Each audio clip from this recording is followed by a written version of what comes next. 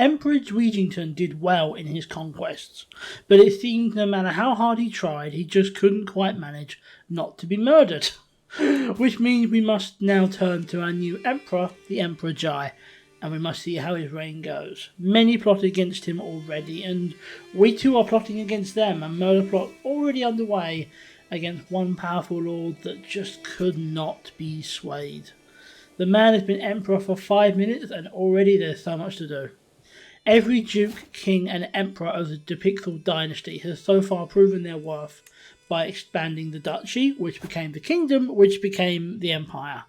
The only way that Emperor Jai can to do that is to, well, continue the expansion of the realm. Last time we controlled England, we lost it again, the title passing once again to a vassal of the Empire of Britannia. We have no claims on that right now, but we do have another. We have one on the Kingdom of Wales. It does give us the chance to deal a damaging blow to that empire, so we attack. With the Holy Roman Empire offering us assistance, we take the capital and then march north through British France, conquering as we go. Our murder plot is successful during that, removing one of our final rivals. Then we sail for England, taking one final piece of land, and the empire capitulates. Wales is ours. We once again control a piece of Britain. Large wars for massive territories will only be a tiny piece of what we can do though, since most places we will have to dismantle territory pieces at a time. I take a piece of Aquitaine before going after Orleans, which has newly become independent. It goes without saying we can take it easily, but I didn't pay attention to the Crusade that started. I thought it was just for Israel again. No, it was against the excommunicated Britannia, which means Alba, which comprises Scotland, Northern Ireland and most of Iceland, is now free. That is excellent news for us because it means our British imperial enemies have been greatly weakened. Anything to make our enemies weaker is a win in my book.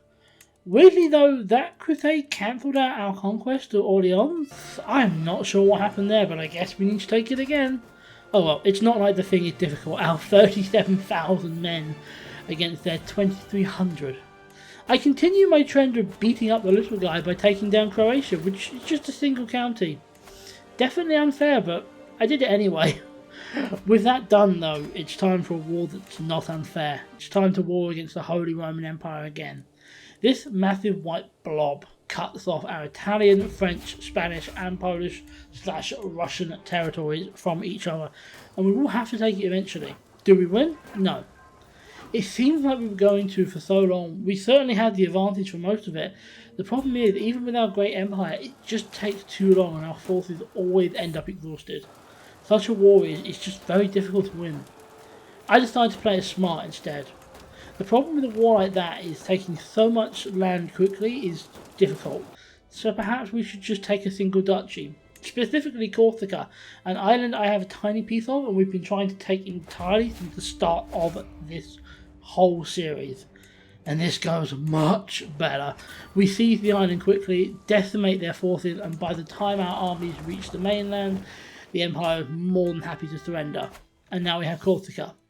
Considering the size of our empire today, you would think Corsica wouldn't be that important to us, but that is where you would be wrong.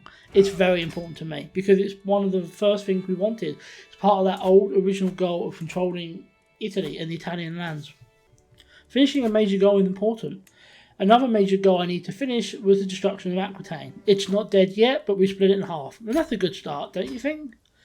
There's still a couple more tiny little independent French duchies that split off from British France, one which is being invaded by Britannia, and the other one, currently nothing. We can and will take the other one. Over 50,000 men crash down on a single city, and it goes without saying, doesn't it? So far, Emperor Jai has done very well. He's not conquered anything massive, all his wins have been small, but just because they've been small does not mean they're not important. He then moves into making his wife happy. Yeah, seriously. Wallachia is her land and she had a claim on it, so we're going to take it for her and install her as queen. A queen that has to serve her emperor, of course, but still a queen. Or at least that's the plan. Right up until the point that 42,000 of our own people ride up against us. It does unfortunately mean a reload. I need to get better at keeping my nobles happy, don't I? That reload does unfortunately mean most of our progress is gone, even our splitting of Aquitaine. I got cocky, I wasn't saving as much as I should have. That's the lesson, and exactly why I shouldn't do that. But with our reload, we begin with bribery. Best way to deal with the nobles that hate us is to throw money at them. We have more than enough money to deal with them. Well, except for Judita, named after our moderator unit. With her, apparently we have to fight her in a duel, and we lose. That's the thanks we get for making her a queen, huh? Anyway, unappreciative sisters aside, we've secured our position as much as we can, so now it's time for Wallachia again. For some reason, I'm desperate for vampires, and as Wallachia is literally Transylvania and the country of Vlad the Impaler, yeah, it's vampire land. As we don't have to deal with the impossible to defeat plots against us though, it's much easier. And now we have Wallachia, and our Empress is now also a queen in her own name. Anyway, back to conquering the lands we lost with the reload, starting with that tiny French duchy we easily got before. Taking that was easy, and then we marched back into Aquitaine and split the country in half again. During that, I decided that, sod it, we'll establish gender equality. Well, at least for inheritance. I thought when I set this game up I made it equal inheritance, but I didn't think to work, but I'm assuming it will now. Anyway, the war went easily enough, we split the country again, but we're still pretty hated. If I had my way, it would be conquering, but I guess that wouldn't make for an interesting video. This fella in particular seems to hate us. I don't really know why, but bribery will help us convince him otherwise. Oh, and guess who went to war against Britannia again? Us! Guess whose empire nearly splits apart as he does it? Us! Guess who reloads? Us! And guess who, the next day when recording this, had forgotten this lesson and launched a de jure war against the Holy Roman Empire? Us! A de jure war basically means seizing all territory we have a claim to. But we notice that the Emperor is currently fighting 2 wars and is distracted and weakened, which is the perfect time for us to strike. Will we get it this time? Can we actually seize all the territory we have a claim to from the east, west, south and northern part of this empire? Yes. Honestly, it's that simple, it doesn't really need much of an explanation. We win almost immediately. We seize the capital, capture the Emperor, and boom, we've won. Just like that, we've seized 10 new territories for ourselves. And look how much we've expanded into the old territory that this used to rule. We continue like this too, having claimed over the southern part of Aquitaine, which is another 3 duchies, and we just take it like it was nothing. Next to war against a tiny little kingdom, since it's technically splitting our territory apart.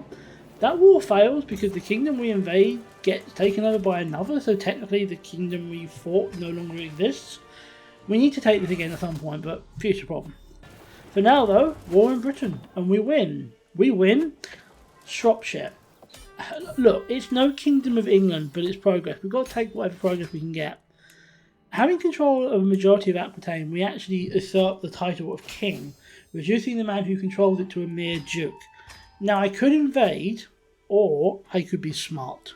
I vassalize the duke, making him one of my servants and officially bringing the duchy into the empire. He's still the duke of it, but it's now part of our empire.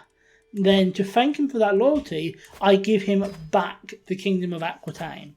The difference is now he is the king of Aquitaine that is a part of the Roman Empire.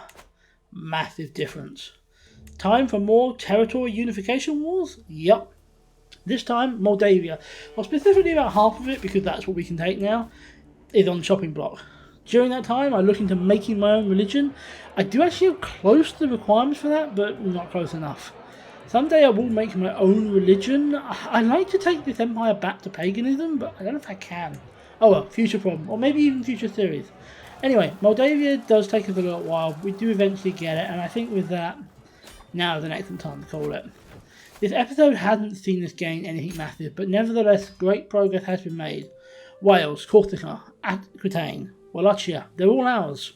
Serious damage has been done to 2 of the great empires, 2 out of 3, I may add, making them potentially easy pickings for us. What will come next? I don't know, but I'm thinking next time Britannia and Alba could be in the firing line. And I'll see you then.